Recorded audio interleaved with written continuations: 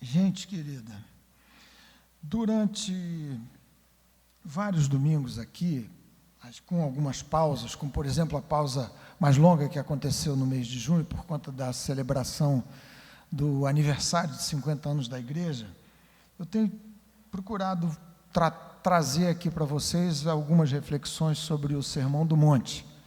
E essa vai ser a 8ª vez em que nós vamos conversar aqui sobre o Sermão do Monte. O texto de hoje é um texto super específico.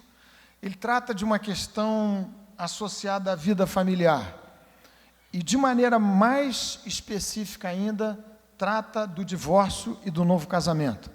Mas para que você não se exclua da reflexão dessa noite, vale dizer, desde agora, que os conceitos e aquilo que Jesus traz e trouxe nessa exposição maravilhosa, conhecida como Sermão do Monte, para os seus discípulos, avança muito para além de alguma situação particular associada à vida conjugal.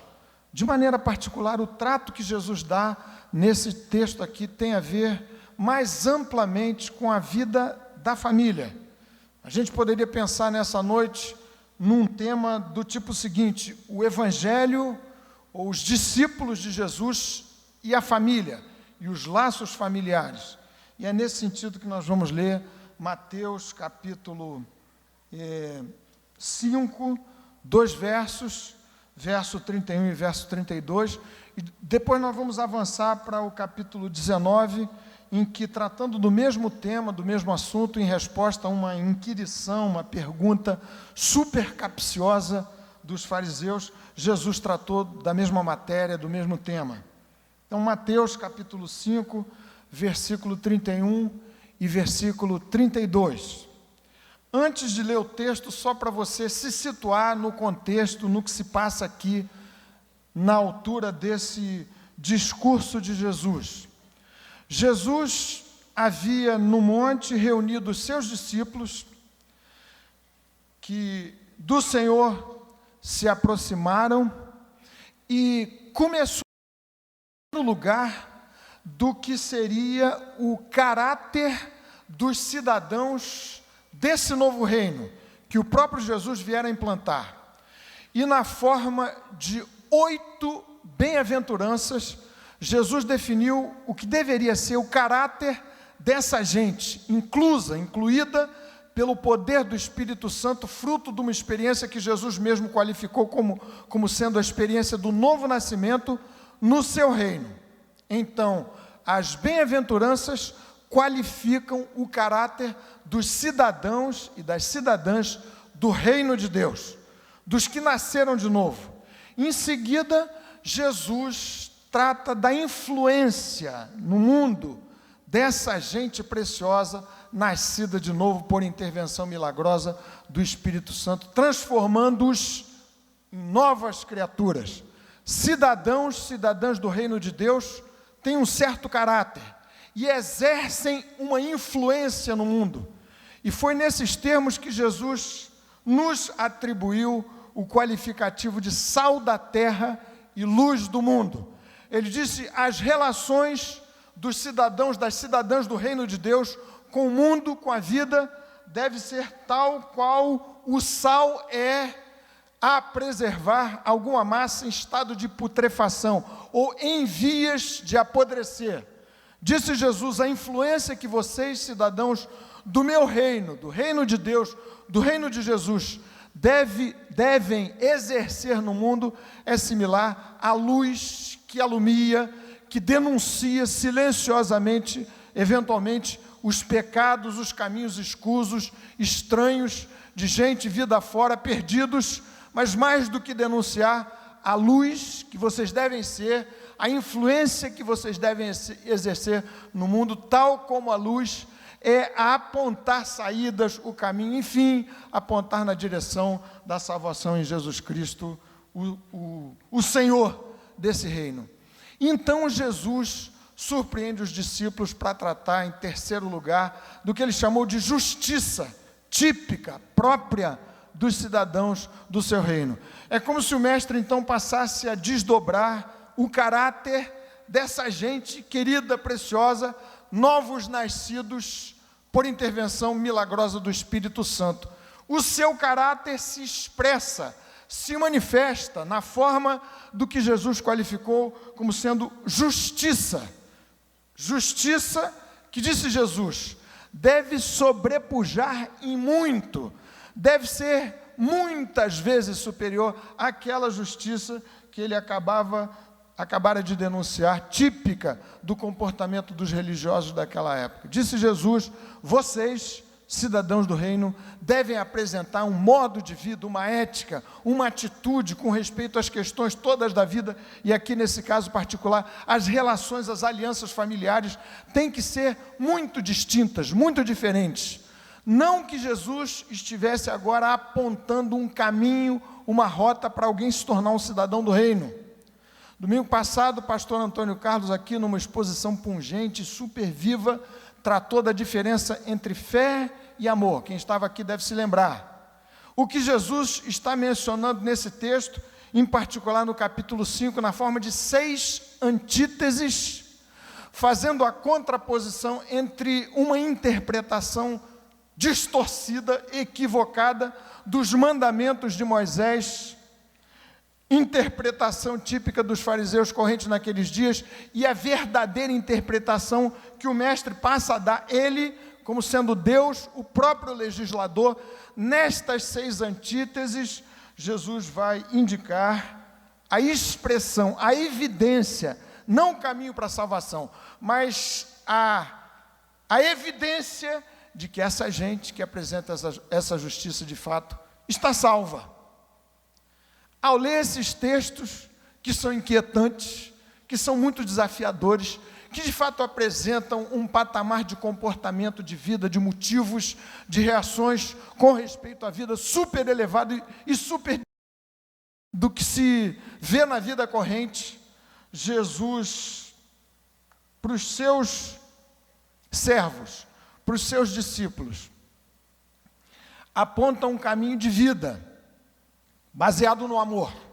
Foi o que o pastor Antônio Carlos pregou na semana passada. Resultado da experiência do novo nascimento deve ser um comportamento distinto. E ele passa a exemplificar. Vocês viram, texto que lemos tempos atrás, semanas atrás, tratava do homicídio. Jesus ampliou muito o alcance do mandamento, que era visto pelos fariseus de maneira restritiva, ao mesmo tempo em que ampliava o alcance dos mandamentos. Jesus restringia as concessões e as aberturas que jeitosamente os fariseus e os escribas, intérpretes da lei, doutores da lei, naqueles dias faziam à lei de Moisés. Jesus não veio se contrapor a Moisés, veio reinterpretar, ou veio oferecer luz à exegese exata, precisa, verdadeira do mandamento que havia sido dado ao povo de Deus por Moisés. Verso 31, verso 32 do capítulo 5, Jesus então, na terceira antítese, falou em primeiro lugar do homicídio, mandamento não matarás, depois tratou do adultério, e aqui, seguindo-se essa consideração, Jesus trata do divórcio. Ele diz assim no verso 31, e depois verso 32 do capítulo 5, também foi dito, aquele que repudiar sua mulher, dê-lhe carta de divórcio.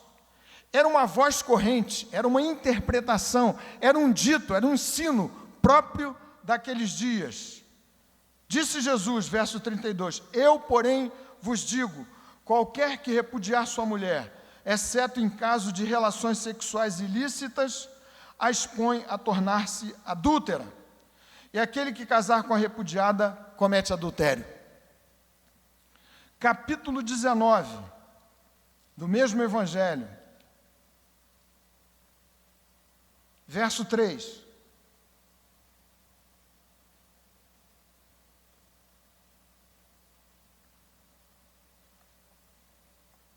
O texto diz assim: vieram a Jesus alguns fariseus e o experimentavam perguntando. A pergunta era capciosa para testar Jesus, para saber de que lado de duas posições um tanto antagônicas que a gente vai enunciar daqui, Jesus se colocava. Vale dizer que Jesus estava ensinando na região da Bereia, onde João Batista havia perdido a sua cabeça por um comentário insistente a respeito de uma relação matrimonial que ele denunciava como sendo pecaminosa, de Herodes. Lembram-se do texto? Possivelmente, os fariseus queriam colocar uma armadilha mais para o mestre. Vieram a ele alguns fariseus e o experimentavam perguntando: é lícito ao marido repudiar a sua mulher por qualquer motivo? Verso 4, então respondeu ele: não tendes lido que o Criador desde o princípio os fez homem e mulher, e que disse: por esta causa deixará o homem pai e mãe e se unirá à sua mulher, tornando-se os dois uma só carne? Jesus se recusa inicialmente a responder à pergunta dos fariseus. Eles perguntam: Senhor, é lícito ao marido repudiar a sua mulher por qualquer motivo? E vejam que Jesus deliberadamente foge da pergunta. Ele diz: não tendes lido que o Criador desde o princípio os fez homem e mulher? Verso 6, de modo que já não são mais dois, porém uma só carne. Portanto, o que Deus ajuntou, não o separe o homem. E os fariseus insistem, replicaram-lhe: por que mandou então Moisés dar carta de divórcio e repudiar? Respondeu-lhe Jesus: por causa da dureza do vosso coração é que Moisés vos permitiu repudiar vossa mulher. Entretanto, não foi assim desde o princípio.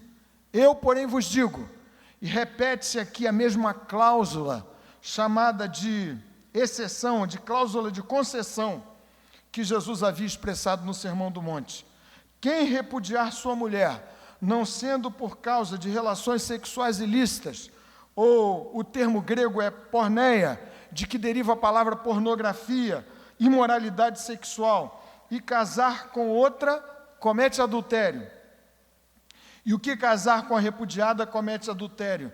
Disseram-lhe os discípulos: se essa é a condição do homem relativamente à mulher, não convém casar. Por que os discípulos objetaram assim? Porque lhes pareceu uma restrição severa demais. E Jesus retruca: nem todos são aptos, verso 11, para receber este conceito, mas apenas aqueles a quem é dado. Porque há eunucos de nascença, há outros a quem os homens fizeram tais, e há outros que a si mesmos se fizeram eunucos por causa do reino dos céus. Quem é apto para o admitir, admita. Vamos orar um minuto mais, meus irmãos e irmãs. Senhor, ajuda-nos aqui, no exame singelo dessa Tua palavra, para que o nosso coração seja abençoado. E te rogamos que Tu visites de maneira muito particular, nessa noite, as famílias que nós representamos, com um toque, com uma graça, com uma bênção que nos venha da Tua parte, para o louvor da glória de Jesus entre nós. Em Seu nome e pelo Seu poder. Amém, Senhor. Gente, esse tema é super controverso.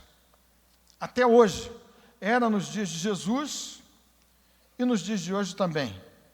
No meio das igrejas evangélicas também não existe muito consenso em torno da questão de casamento em segundas núpcias.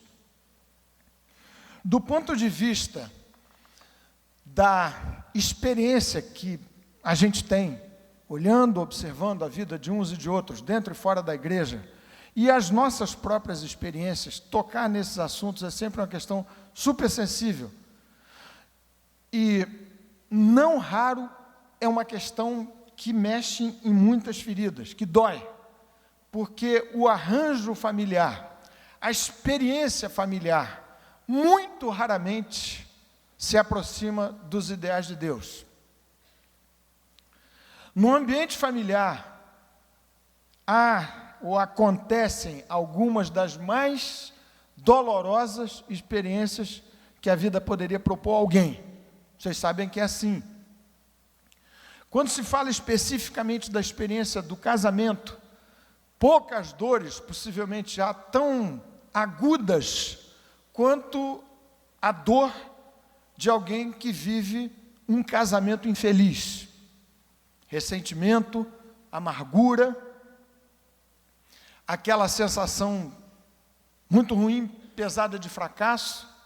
Então, é um tema sensível, que, como disse a vocês, acaba tocando, tangenciando, para dizer o mínimo, muita experiência dolorosa que a gente traz, muita gente traz. Do ponto de vista da experiência contemporânea, vocês sabem que o que tem acontecido nos últimos tempos é uma mudança muito grande e acelerada dos modelos de composição familiar. Você sabe disso, não preciso trazer aqui muitos números, mas vou trazer só para ilustrar aqui o nosso comentário. As pesquisas que o IBGE faz regularmente têm indicado uma grande mudança naquele conceito de família tradicional: pai, mãe e filhos. 30 anos atrás, segundo os censos do IBGE, esse modelo tradicional de família, pai, mãe, filhos, compunha uma faixa de um percentual de 75% dos cerca de 55 milhões de lares brasileiros. 30 anos depois, essa composição mudou de maneira dramática. Hoje, menos do que 49%, segundo o mais recente censo do IBGE, dos mais de 50 milhões de famílias no país são famílias com essa composição tradicional. E os modelos variam, talvez exagerando um pouquinho, mas poderia dizer, ao infinito. Vocês têm visto que tem sido assim? O IBGE criou, inclusive, algumas categorias de famílias, por exemplo, o que eles chamam de família mosaico. São famílias em que vivem pais com filhos de casamentos distintos em segundas ou terceiras núpcias. Então, a família é um arranjo complexo de convivência de cônjuges que não estão experimentando a sua primeira experiência conjugal, por assim dizer, e filhos com essa composição bastante complexa. Vocês têm visto que, do ponto de vista também de arranjo familiar, tem havido uma discussão que se acende cada vez mais, inclusive na sociedade brasileira, associada à composição de famílias homoafetivas. Pesquisa de algum tempo atrás do IBGE já anotava mais de 60 mil situações dessa natureza. Discussão acesíssima nos meios educacionais, é a questão da ideologia de gênero, tema que o pastor Fernando tem trazido aqui para discussão com a nossa juventude. Pastor Ziel Machado falou sobre esse assunto, sobre a questão da homossexualidade, aqui discutindo um pouco num dos sábados recentes com a juventude. O texto, então, precisa trazer luz para o nosso coração e para a nossa vida, ensino para nós, sem que eu pretenda, muito longe disso, exaurir aqui esse assunto relacionado a formato de casamento, divórcio, mas algumas lições que a gente pode tirar desse texto aqui que podem ser adotadas para o nosso coração, assim espero que o Espírito Santo nos ajude a fazer de maneira ampla nessa noite, que nos abençoe. Em primeiro lugar, a gente entender do que Jesus tratou especificamente. Vale lembrar para vocês que, muito parecido com a cultura desses tempos, naqueles dias de Jesus, tanto na legislação e na cultura do Império Romano, quanto entre os judeus, havia enorme descompromisso com a manutenção do casamento, por qualquer motivo, e foi essa a razão por que perguntaram a Jesus, nesses termos, um homem tinha o direito de abandonar sua esposa, e isso era por qualquer motivo mesmo. E na cultura judaica, naqueles dias, havia duas escolas de rabinos que ensinavam duas questões um pouco polarizadas a esse respeito. Possivelmente perguntaram a Jesus sobre isso. Um era o rabino chamado Hilel, o outro era o rabino chamado Shammai. Para Shammai, o casamento não poderia ser dissolvido, exceto em situações super excepcionais. Ele interpretava a cláusula de Deuteronômio capítulo 24, em que Moisés tratou desse assunto de maneira muito restritiva. Então, para Shammai, não havia motivo para um homem se separar, se divorciar da sua mulher e contrair novas núpcias, exceto numa situação excepcionalíssima. Na outra ponta do exame da questão, o rabino Hilel abria completamente e entendia que muitos motivos davam ensejo, dariam razão ao marido para abandonar a sua mulher. Por exemplo, texto de um escritor chamado Joseph, que trata da cultura judaica naqueles dias, ele diz assim: para Hilel, uma mulher que falasse mais alto, num tom mais alto, ou que não fosse boa cozinheira, queimasse eventualmente o prato lá na sua casa, isso já era motivo mais que suficiente para o marido lavrar a carta de divórcio e abandonar sua mulher e casar em segundas núpcias. Isso tinha um certo movimento no auditório. Você, por favor, entenda bem o que eu estou dizendo. Eu estou me referindo a uma situação histórica. Ninguém saia daqui dizendo: o pastor Theo disse que queimando o rango lá em casa, isso dá direito ao marido de abandonar a sua esposa, coisa do gênero. Mulher que fala alto, homem que fala alto, enfim, nada disso. Mas era a situação vigente naqueles dias. De um lado, um rabino chamado Shammai, dizendo: não, a legislação mosaica não abre espaço para separação e novo casamento. De outro lado, Hilel dizendo: muitos são os motivos que podem ensejar o divórcio e um novo casamento. A pergunta é feita para Jesus, de maneira particular, no texto que a gente acabou de ler, Mateus capítulo 19, querendo compreender qual era a posição de Jesus em relação a estas duas escolas rabínicas. Como disse a vocês antes, Jesus fugiu deliberadamente da pergunta para estabelecer as bases daquela aliança conjugal, aliança familiar, do casamento. Viram no versículo, no capítulo 19, Jesus diz assim: como foi desde o princípio. Jesus retorna ao modelo original. Antes de tratar da situação vigente, das escolas, das interpretações e de tudo mais, Jesus diz: como foi no princípio. O Criador fez homem e mulher e estabeleceu uma aliança indissolúvel, exclusiva, permanente, binária, homem e mulher, estabelecendo-se como um casal, como uma só carne, possivelmente referência à vida sexual, à união matrimonial, a gerar filhos, a composição de um novo núcleo familiar, distinto daquele anterior, de que viriam os cônjuges.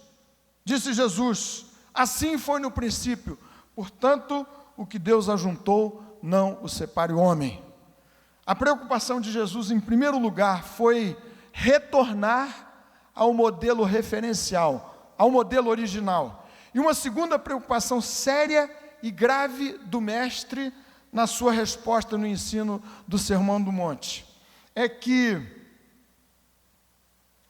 havia uma situação de extrema fragilidade das mulheres naqueles dias, talvez hoje também, mas especialmente naquela cultura e naqueles dias, as mulheres acabavam sendo largadas de maneira irresponsável e leviana, como disse a vocês, por qualquer motivo. E Jesus se interpõe entre aquela interpretação do rabino Hilel e a condição das mulheres, para dizer: não existe razão, para além de uma cláusula, para vocês, maridos, dispensarem as suas mulheres do vínculo matrimonial. Vocês se lembram quanto Jesus foi revolucionário do ponto de vista daquela cultura extremamente machista e desfavorável às mulheres daqueles dias. Se aproximou de uma mulher samaritana para espanto dos seus próprios discípulos.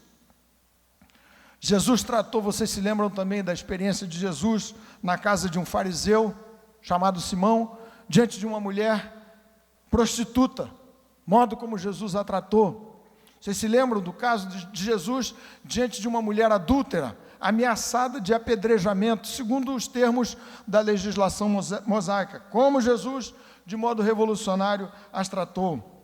Então, nesse texto, e a resposta de Jesus, além de puxar o coração, a mente dos seus discípulos em particular, ao modelo original de aliança familiar, fugindo, escapando da questão do divórcio em si, Jesus procura defender as mulheres daquela situação covarde que lhes impunha extrema vulnerabilidade. Lendo esses dias, essa semana, aquela coluna que, para mim, eu pelo menos acho interessante, são notas muito curtas, muito variadas, do Anselmo Góes no Globo, vi uma referência a um filme que está sendo lançado aqui no Brasil, filme brasileiro, aliás, cujo título é Vidas Partidas. E ele trata da violência contra a mulher. E, para minha surpresa, não sabia que era assim. Anselmo Góes, comentando o filme, numa notinha curta, disse que o Brasil, nosso querido Brasil, é o 5º país mais violento para as mulheres num ranking da Organização Mundial da Saúde, que ranqueia 83 países.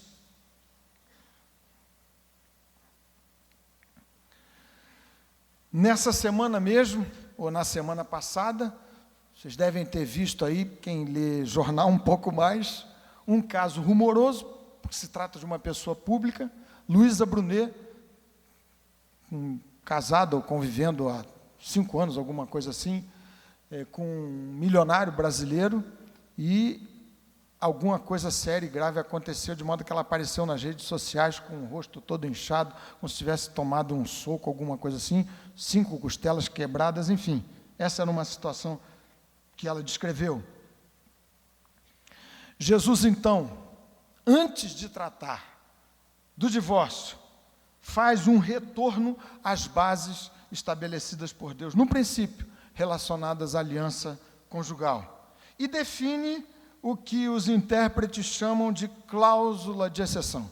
Diz o mestre, Mateus capítulo 5, texto que a gente acabou de ler, e capítulo 19, eu, porém, vos digo que qualquer que repudiar sua mulher, contrariamente à ênfase dos fariseus, os fariseus enfatizaram a carta de divórcio, que não era a ênfase de Deuteronômio capítulo 24, você pode ler lá o texto depois com calma. Eles disseram, aquele que repudiar sua mulher, dê-lhe carta de divórcio. Esse não era o ponto para Jesus. Jesus disse, eu afirmo que o laço conjugal deve ser, tal como no princípio estabelecido por Deus, um laço indissolúvel, exceto numa situação muito particular, que Jesus definiu como sendo caso de adultério, relações sexuais ilícitas.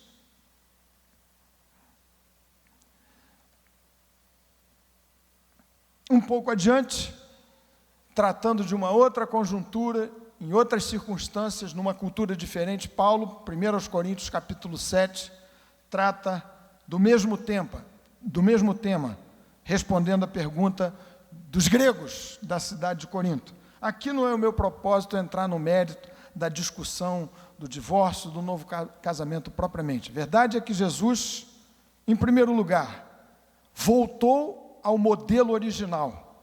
Segundo lugar, defendeu a condição das mulheres. E, em terceiro lugar, o mestre foi muito restritivo a afirmar que esses laços são santíssimos e têm que ser tratados assim. Talvez no coração, na vida, na mente de vocês, surge a pergunta, mas exclusivamente só, nesse caso de adultério, é que o divórcio é uma concessão que não expõe alguém a incorrer no pecado do adultério? A gente precisaria de mais tempo para discutir isso. E há algumas situações que precisam ser tratadas de maneira sensível, delicada, do ponto de vista da igreja, de maneira pastoral, com aconselhamento próprio,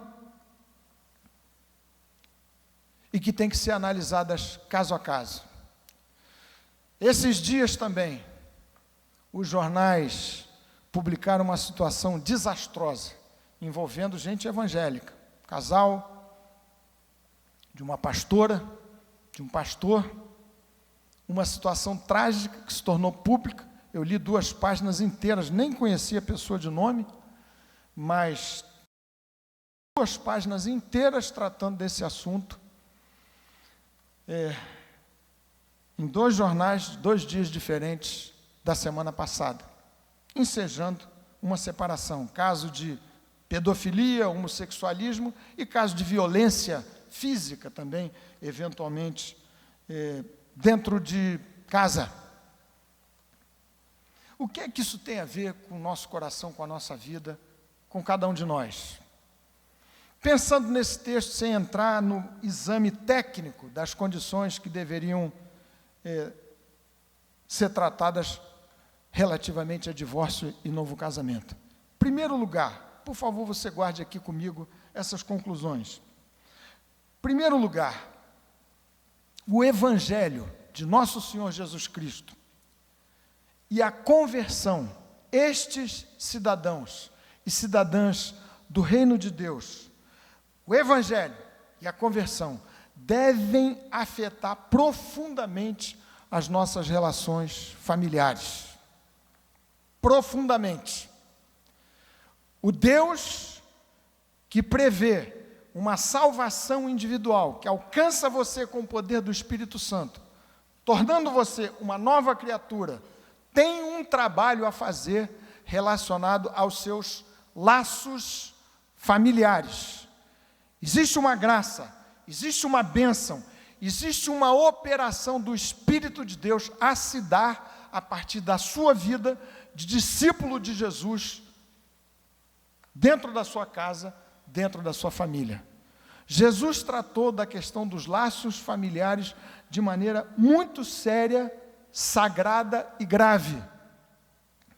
Do ponto de vista particular do casamento, isso é tão sério e é tão profundo que a palavra de Deus usa o tempo todo a referenciar, a metáfora para as relações de Cristo, a noiva, Cristo, o noivo, é a relação do casamento. A primeira relação familiar criada por Deus e registrada no texto de Gênesis, capítulo 2, é a relação conjugal. Deus criou um homem e criou uma mulher. Antes de haver filhos, houve um casamento. De modo que, para Jesus, para os discípulos de Jesus, a conversão tem que afetar, para além do seu próprio coração e do meu coração, profundamente as nossas alianças familiares. Seu oikos, que é aquele nosso alvo de evangelização, predominante e preferencial tem que ser os seus parentes próximos, a sua casa, a sua família. Deus reserva uma graça e uma bênção específica e toda particular para o seu discípulo na direção da sua casa, da sua família e do seu lar. Amém, meus irmãos e irmãs? Há muitos salmos que são hinos maravilhosos, expressões proféticas daquilo que Deus reserva para a família dos seus servos. E qualquer que seja a sua situação, do ponto de vista, em particular, específico da vida conjugal, mas você também como filho, em qualquer arranjo familiar, precisa saber que essa salvação individual, que fez de você um discípulo, uma discípula de Jesus, tem que ter, vai ter, pela graça de Deus, pelo poder do Espírito Santo, um grande, um extraordinário reflexo na vida da sua casa, nos seus laços familiares. É objeto de tratamento santíssimo, super sagrado. Graça de Deus que alcançou você, tem que alcançar também, da mesma maneira, a sua família. Segunda conclusão desse texto: o discípulo de Jesus, a discípula de Jesus, tem que buscar um padrão de tratamento das alianças em família muito superior ao padrão corrente. Naqueles dias, ditado pelos fariseus na sua larga e generosa e distorcida interpretação da palavra de Deus, nesses dias, não é o padrão da cultura. Padrão próprio para o discípulo de Jesus é uma justiça muito superior. Quem nasceu de novo, e é essa chamada grave e séria de Jesus, precisa olhar para um padrão, para uma justiça muito superior ao baixo padrão corrente nesses dias, tal como nos dias do nosso Senhor Jesus Cristo. A minha vida familiar, a nossa, a maneira como a gente se relaciona dentro de casa tem que ser uma expressão da qualidade do nosso cristianismo. Me permitam dizer, e eu acho que vocês talvez concordem comigo, quase todos, se não todos. O maior, para exagerar um pouquinho, campo de prova, de teste do nosso cristianismo, da nossa experiência com Jesus, da solidez do nosso casamento com Cristo, acaba se dando dentro de casa, dentro da família. Se por outra razão não for, é porque dentro de casa nós somos exatamente quem nós somos. No trabalho você representa vários papéis, tem um constrangimento social próprio do ambiente profissional, na igreja da mesma forma, mas dentro de casa você é você, do seu jeito. E ali, nesse ambiente familiar, o seu evangelho, seu compromisso com Jesus, a sua aliança conjugal com Cristo, haverá de ser testada as últimas consequências. E nesse teste vai se evidenciar se você está do lado de dentro ou do lado de fora do reino de Deus. Se você deseja andar seguindo os passos de Jesus ou não. Tão sério é isso, que Paulo, escrevendo a Timóteo a respeito do tratamento de filhos com seus pais, netos com suas avós, viúvas, ele diz assim, primeira carta de Paulo a Timóteo, capítulo 5, verso 18, porque se alguém não tem cuidado, escrevendo para crentes, se alguém não tem cuidado dos seus, é pior do que o descrente, e tem negado a fé. Então, segunda conclusão desse texto, escapando um pouco do tecnicismo da questão do divórcio e novo casamento, o discípulo de Jesus tem que mirar uma justiça superior, padrão que cabe a regular a vida do discípulo de Jesus, é um padrão muito superior do ponto de vista das nossas alianças familiares. Foi essa inquietação que baixou no coração dos discípulos ao ouvirem aquela restrição de Jesus. Eles disseram assim, mas mestre, se essa é a condição do homem relativamente à mulher, não vale a pena casar. Então disse Jesus, de fato, esse é um conceito para poucos, o caminho é estreito mesmo. A transformação cultural que nós colocamos como parte, como foco, como alvo da nossa missão evangélica, nós aqui, Igreja Betânia, nesse lugar, nessa cidade, tem a ver também com a recomposição de laços familiares que tenham sido desfeitos pelos nossos próprios pecados, fracassos e falhas. E todos nós os temos, as temos.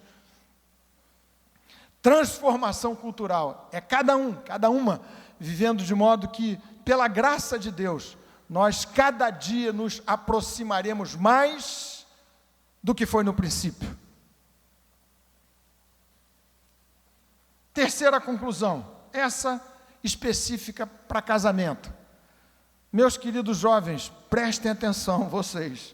Você que está casado, você que está solteiro, vale para todo mundo.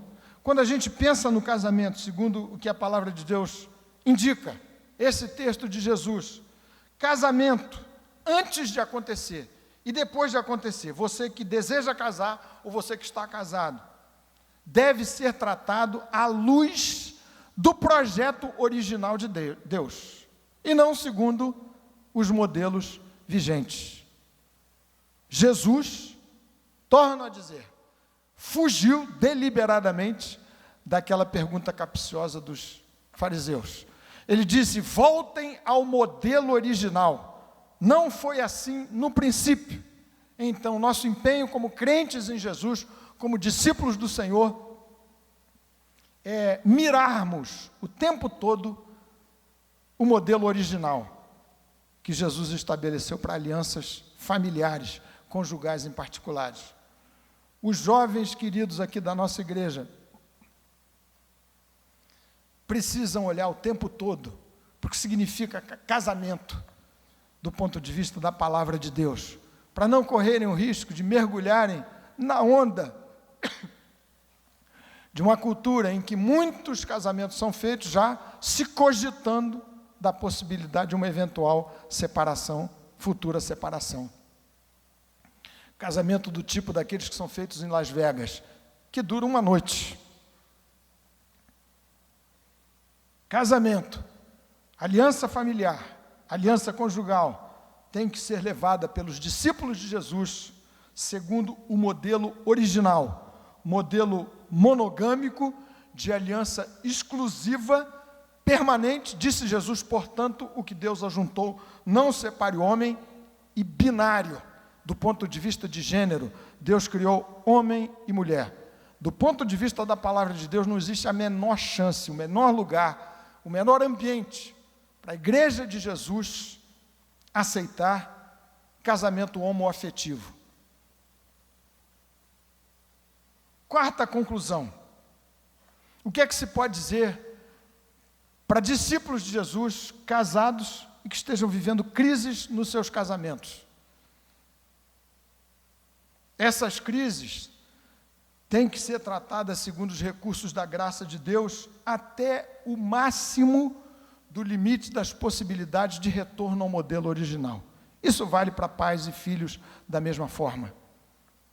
Antes de se pensar nas concessões, na separação, nas razões do divórcio, os filhos abandonando casas e etc., você, discípulo de Jesus, precisa se valer dos recursos da graça de Deus, da palavra de Deus, do aconselhamento cristão, da oração, da fé, vida colocada aos pés de Jesus, até o esgotamento completo das possibilidades de recomposição, de reaproximação, de maior aproximação do modelo original estabelecido por Deus. Frequentemente, e isso lamentavelmente não tem diferenciado muito crentes de não crentes, a gente se apressa muito nas soluções que não são as soluções bíblicas, sem esgotar os recursos, por exemplo, do perdão, da reconciliação próprios dos discípulos do Senhor Jesus Cristo. Mesmo naquelas situações em que alguém teria o direito de se separar do outro, filhos com direitos relacionados aos pais, esgotemos os recursos da graça de Deus no limite das suas possibilidades, até que a gente consiga retornar tanto quanto possível ao modelo original.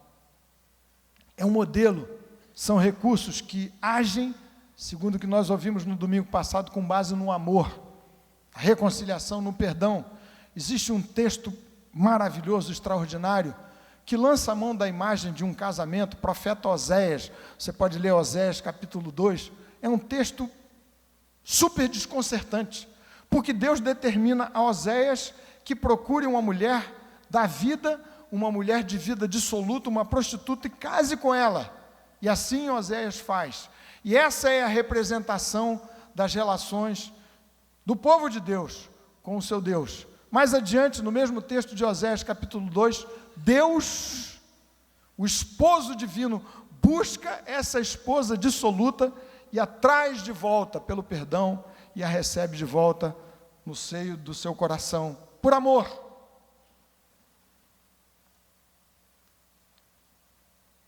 Famílias dos discípulos de Jesus, vivendo um padrão superior, precisam tratar da questão das lutas, das dificuldades familiares, conjugais, também filhos, irmãos entre si, filhos com pais, pais com filhos, segundo os recursos da graça de Deus, até o esgotamento dessas possibilidades, que são, aliás, infinitas, recursos da graça de Deus que não acabam nunca.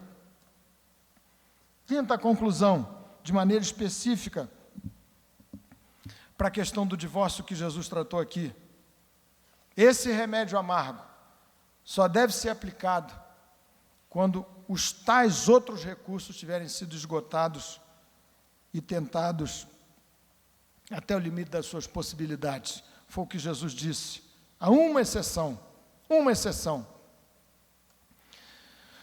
E voltando ao que comentei anteriormente, você pode dizer, mas só essa é a exceção? Não há outros casos, outras questões? É bom que a gente fique na restrição imposta pelo Senhor Jesus Cristo e analise, conforme pastores presbiterianos são instados a fazer, caso por caso, de maneira sensível, de maneira delicada. Como disse a vocês, há situações que escapam dessa cláusula de concessão de Jesus, uma delas apontada por Paulo no capítulo 7 da primeira carta aos Coríntios, e algumas outras que devem ser tratadas de maneira muito sensível. Sexta conclusão, espero que ela ajude vocês todos, a nós todos. E como é que a gente lida com aquelas situações em que o modelo familiar, incluindo o modelo do casamento, fugiram de maneira irreversível e irrecuperável daquele projeto original de Deus? A graça de Deus precisa prevalecer nesses casos e nessas situações. Existe um caso dramático, escandaloso, estranhíssimo, registrado no Antigo Testamento, Davi adulterando com uma mulher chamada Batseba. E você que conhece a história do Antigo Testamento, caso terrível, trágico, dramático, que se fosse aplicada a legislação daqueles dias, a legislação mosaica, ambos deveriam ser apedrejados e morrer, os dois. Leia o texto e veja o tratamento que Deus deu a Davi. Daquela relação, situação difícil que envolveu inclusive um homicídio praticado pelo rei Davi, homem segundo o coração de Deus, para nossa surpresa. Nasceu o rei Salomão, batizado pelo profeta Natã de Gedidias, que significa o amado do Senhor. Salomão, compondo com Davi a linhagem do nosso Senhor Jesus Cristo. Então, se você olha para a sua vida familiar, para a sua experiência pessoal, conjugal, ou de filho, seja como for, e diz, minha vida, a vida do meu lar, da minha casa, fogem muito dos padrões estabelecidos por Deus.